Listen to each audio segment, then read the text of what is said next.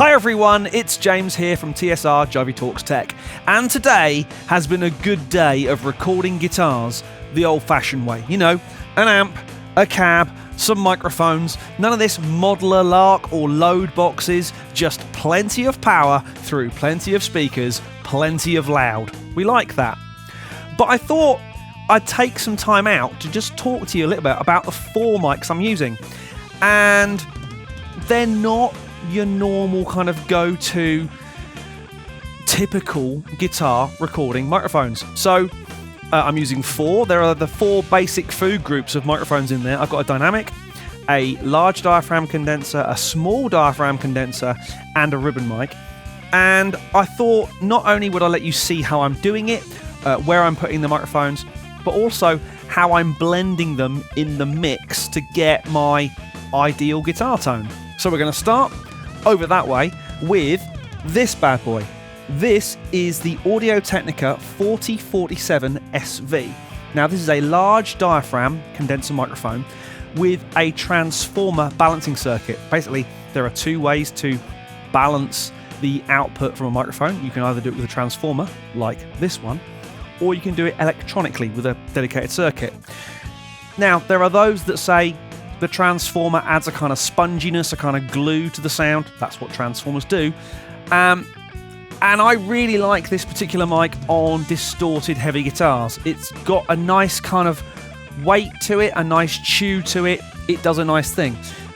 The large diaphragm is pointing, and this is pretty much the same for all my microphones, pretty much bang on at the seam where the cone meets the dust cap.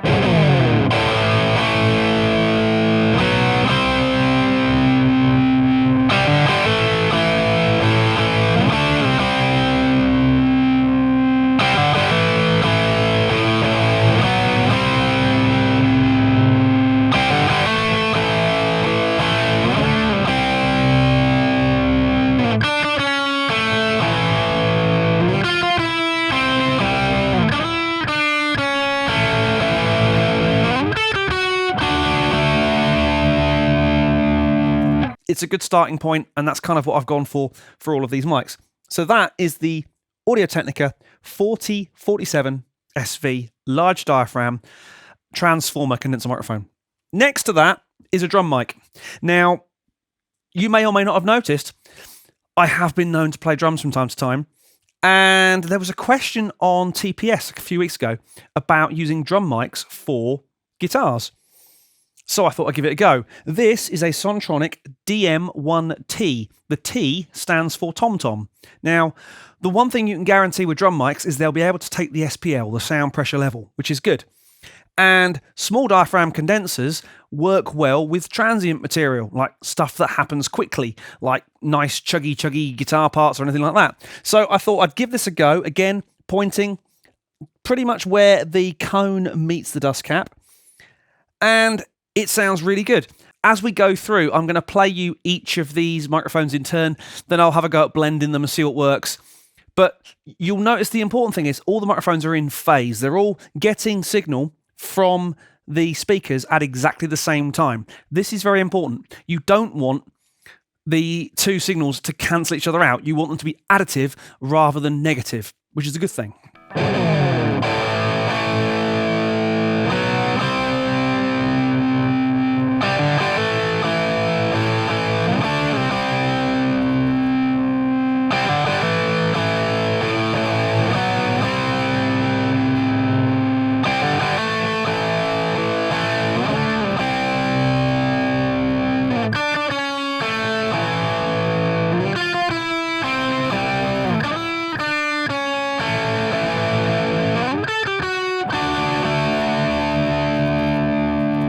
Over here, we have a bit of a wild card. This is a JZ, or JZ as they would always say, HH1. This is a dynamic microphone, meaning it does not require phantom power. It's the cheapest of all of the mics. But this is not a mic that A, you see very often, because I don't think they've been making them that long. But I think this adds a lot more than your kind of bog standard SM57, which is, let's face it, the international symbol for what microphone you should put on a guitar cab. This thing is cool. It's got a slightly different top end, slightly brighter, great for kind of really nice, distorted, rich sounds. Again, I'll blend this one in and you can let me know what you think.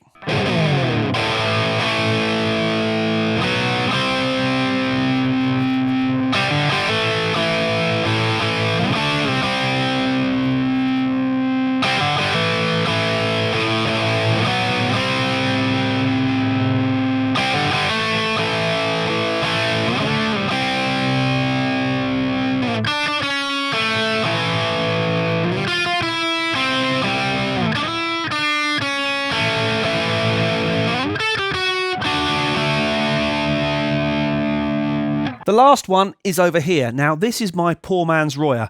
The mic that everyone would put on alongside an SM57 would be a Royer R121. I haven't got one of those. I've got this. This is a Royer R10. And quite frankly, it's got the same ribbon motor, the same ribbon element as a 121. It's just slightly smaller and for some bizarre reason, slightly cheaper. But it sounds every bit as good. It works great on brass, great on horns, but it works particularly well on a guitar cabinet. So again, maybe a little bit more towards the center of the cone for this one. But with ribbon mics, because they're very sensitive to high SPLs, I've kind of lent it back slightly. So the theory being that the air, the pressure coming from the cabinet is not hitting the diaphragm or the ribbon motor square on. It's hitting slightly obliquely, therefore it's not going to do any damage.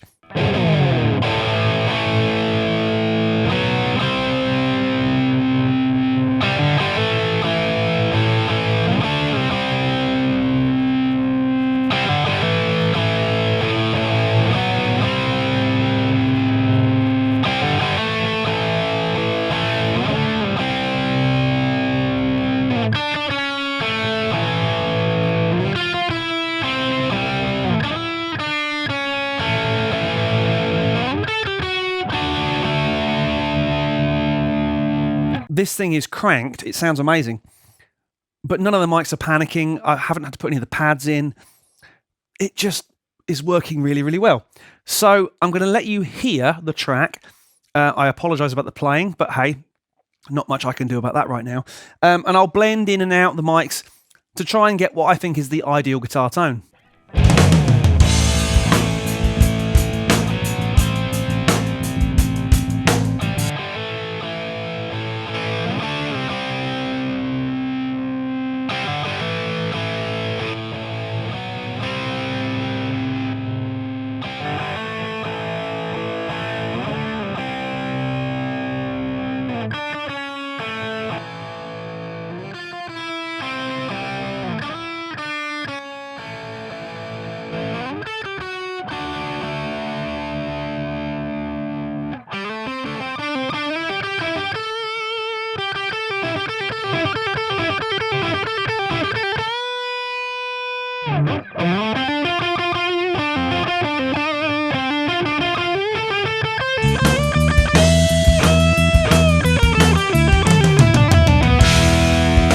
So there you go, my 4 go-to mics for recording distorted electric guitar.